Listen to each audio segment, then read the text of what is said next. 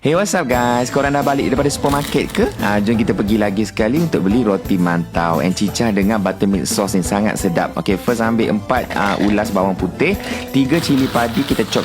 Lepas tu kita tumis dengan 1 sudu butter.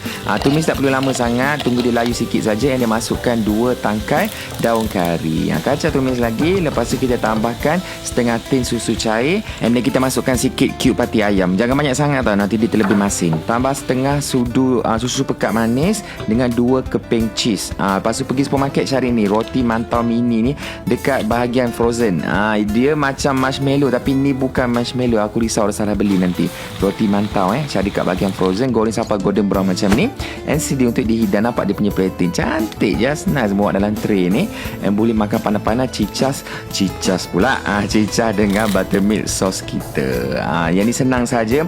Yang mana yang muda-muda Gen Z kat rumah yang saya tak nak resipi susah, ni paling simple kan ni. Boleh buat and hidang makan dengan family nanti. Selamat mencuba. Dia simple je, cicak kuah macam ni je, tapi rasa dia sangatlah ngam together. Bismillah. Berpeluh aku punya spek.